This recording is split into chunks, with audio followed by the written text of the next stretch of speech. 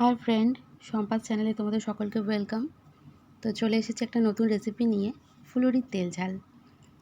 দেখো বন্ধুরা, শুধুমাত্র ফুলুরি, যেটা আমি 4 টুকরো করে রেখেছি, লঙ্কা গুঁড়ো, হলুদ গুঁড়ো, নুন আর প্রয়োজন মতন চিনি, মানে যে যেরকম স্বাদ অনুযায়ী চিনি খাবে সেরকম চিনি দেবে। তো চলো রান্নাটা শুরু করি। কড়াই বসিয়ে নিয়েছি ওভেনেতে। এবার দেখো, ওভেনটা আমি জ্বালিয়ে দিলাম। এবার এর মধ্যে কড়াইতে আমি পরিমাণ মতন জল নিয়ে নেব। জলটা অবশ্যই একটু বেশি দেবে, কারণ ফুলুরিটা দিলে না অনেকটা জল আর কি অ্যাবজর্ব করে নেবে। তো সেই অনুযায়ী তোমরা জলটা দিও।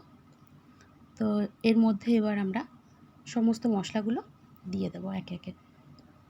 তো দেখো, আমি প্রথমেই হলুদটা দিয়ে দিচ্ছি। এবার আমি নুনটা দিয়ে দিলাম।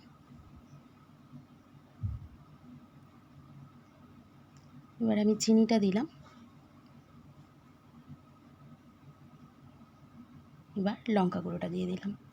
নুনটা তোমরা অবশ্যই বুঝে দেবে, কারণ ফুলুরির মধ্যে নুন দেওয়া থাকে। বাজার থেকে কেনা ফুলুরি তো বুঝতেই পারছো। তো আর কিচ্ছু করব না, এটা আমরা ফুটতে দেব। এটা আমি ঢাকা দিয়ে দিলাম।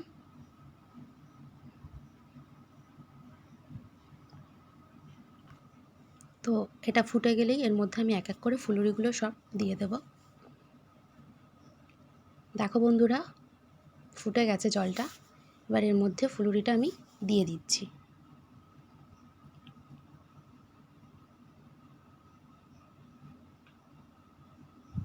এখন জলটা অনেকটাই মনে হচ্ছে, কিন্তু এই ফুলুরিগুলো পুরো সব জলটাই টেনে নেবে। তো একটু নাড়াচাড়া করে আমি আবার এটা চাপা দিয়ে দেব।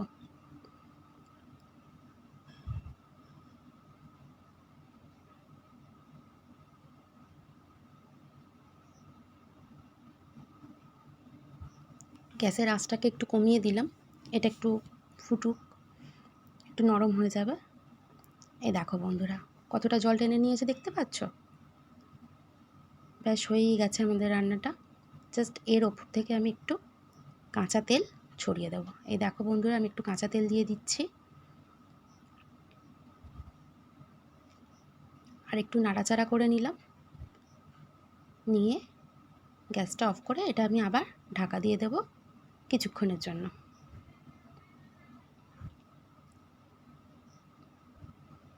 দেখো, এবার আমাদের ইয়াম্মি ফুলুরি তেল ঝাল রেডি।